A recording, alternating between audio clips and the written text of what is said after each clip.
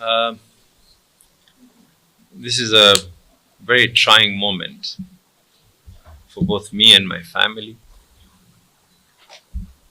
For those of you who know me, and I direct this to the people of Mombasa.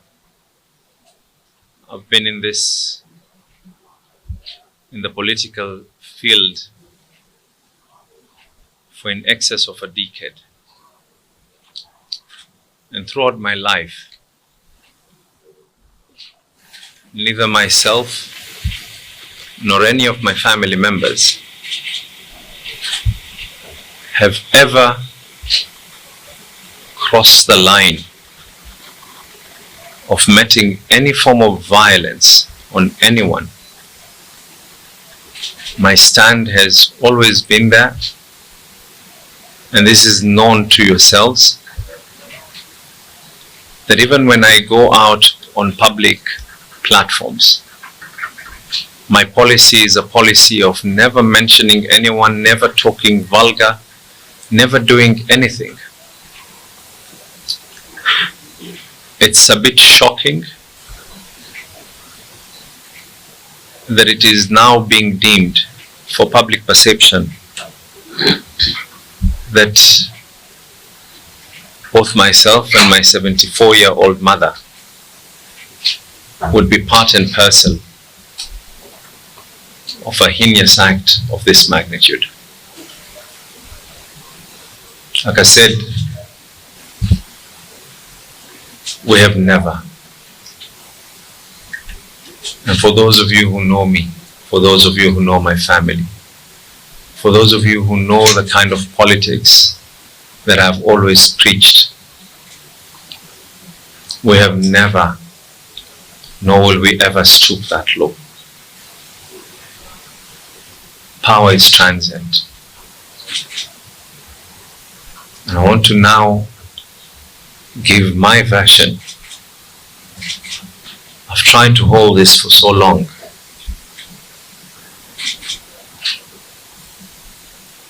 Probably about a couple of weeks before the unfortunate incident that is said to have been done on this young man.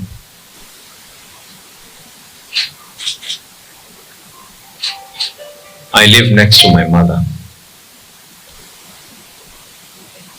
My mother's house was invaded,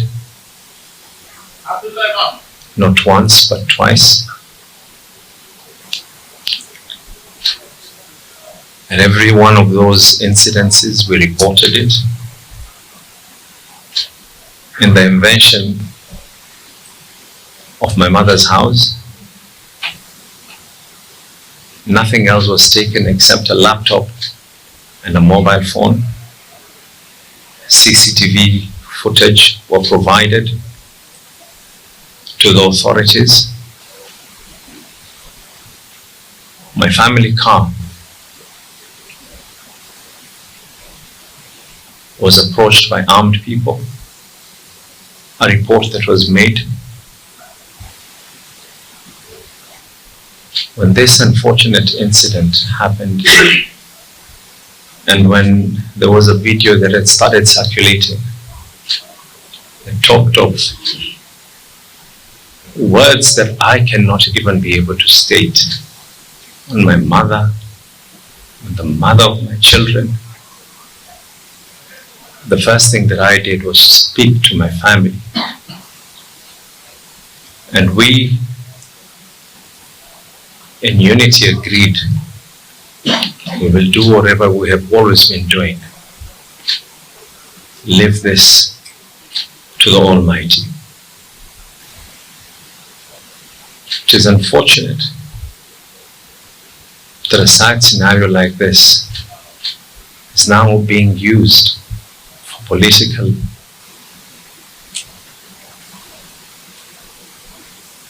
I'm more than willing to state this to the authorities. This young man has sent me personally messages in excess of 800 messages from different numbers. I have never responded to any one of those messages.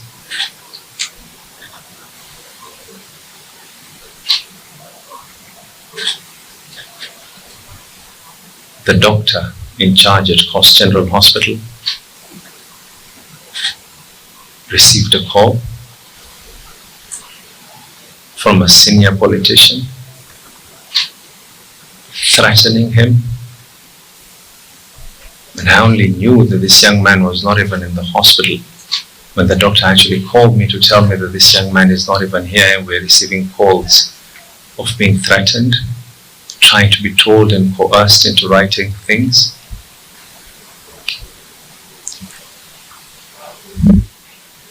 Others are stating that I wish not to be able to go to the DCI. If there's anyone who wants to clear the name in this matter, it is none other than myself.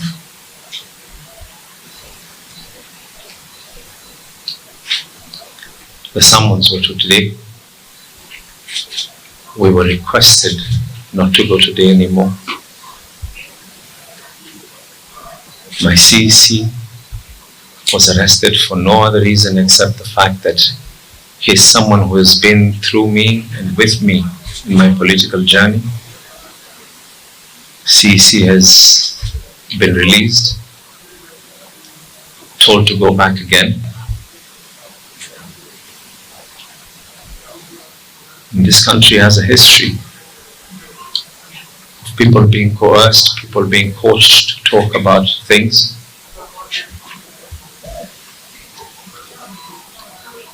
The president himself had witnesses being coached when he was at The Hague.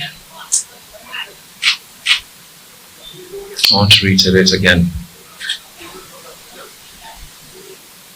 As much as I feel sorry for whatever happened to this young man, the spirit of my family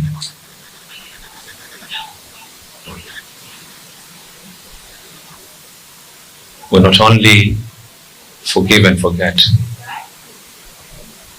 but we let the Almighty. I'm truly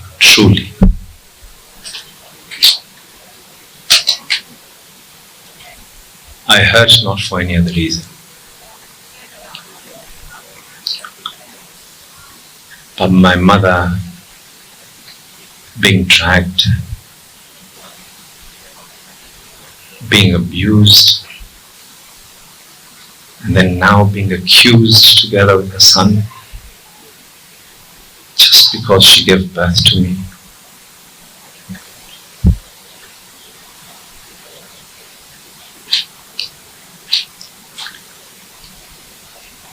One day,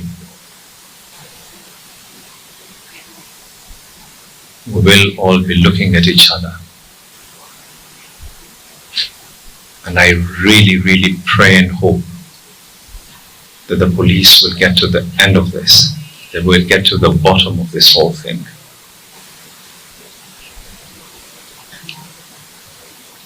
And for those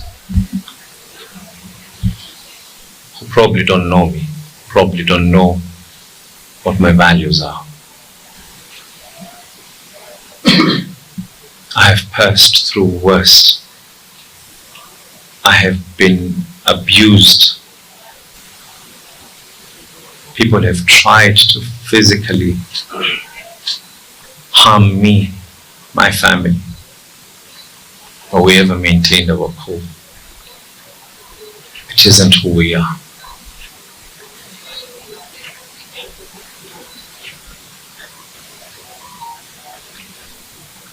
I have every intention of clearing our name. I have every intention of ensuring that those who are behind this form of malignment will equally be brought to book.